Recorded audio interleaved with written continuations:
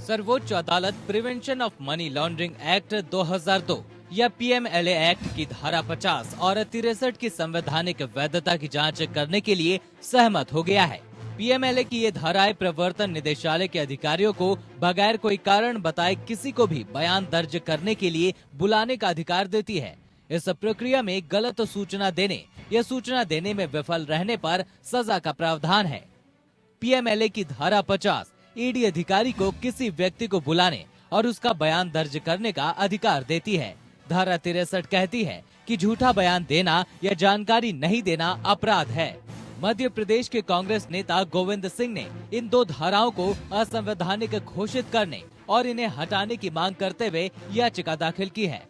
याचिकाकर्ता ने supreme court में याचिका दाखिल कर आरोप लगाया कि ईडी को दी गई बेलगाम शक्ति का दुरुपयोग देश भर में विपक्षी नेताओं को चुप कराने के लिए की जा रही है।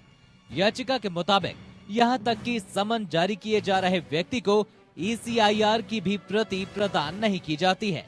वो ये भी सुनिश्चित नहीं कर सकता कि क्या उससे पूछे गए प्रश्न लेन देन की जांच के तहत ECIR के तहत पूछे जा रहे हैं या किसी अन्य असंबंधित अनुसूचित अपराधों के संबंध में पूछे जा रहे हैं। प्रवर्तन मामला सूचना रिपोर्ट या ECIR के मामले से जुड़ी जानकारी होती है। इसमें आरोप और आरोपी के बारे में पूरी जानकारी होती है।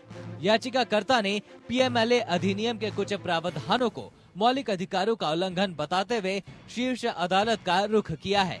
याचिका में कहा गया है कि ये धारा संविधान के अनुच्छेद 20 उपधारा 3 का उल्लंघन करती है। याचिका में ये भी कहा गया है कि किसी एजेंसी के समक्ष दिए गए बयान अदालत में सुनवाई के दौरान मान्य नहीं होते हैं। याचिका में कहा गया है कि संविधान के अनुच्छेद 21 में निष्पक्ष सुनवाई की बात कही गई है। याचिकाकर्ता की ओर से पेश वरिष्ठ अधिवक्ता कपिल सिब्बल ने पीठ को बताया कि शीर्ष अदालत ने पिछले साल प्रावधान की वैधता को बरकरार रखा था, लेकिन इस मुद्दे पर नए सिरे से विचार करने की मांग की थी। शीर्ष अदालत ने याचिका पर संक्षिप्त सुनवाई के बाद केंद्र और ईडी को नोटिस जारी कर 3 सप्ताह के भीतर जवाब दाखिल करने को कहा। इस अवधि के बाद याचिकाकर्ता को केंद्र के जवाब पर प्रतिक्रिया दर्ज करने के लिए 2 सप्ताह का समय दिया। अब इस मामले को मई में आगे की सुनवाई के लिए सूचीबद्ध किया गया है। याचिका में कहा गया है अधिनियम की धारा 50 न सिर्फ ईडी के अधिकारियों को आरोपी के खिलाफ अपराध साबित करने के लिए स्वीकारोक्ति या आपत्तिजनक बयान दर्ज करने में सक्षम बनाती है, बल्कि अधिनियम की धारा 63 के तहत ये भी कहती है कि इस तरह की स्वीकारोक्ति या आपत्तिजनक बयान कानूनी प्रतिबंधों के तहत प्रदान किए गए हैं। Bureau report.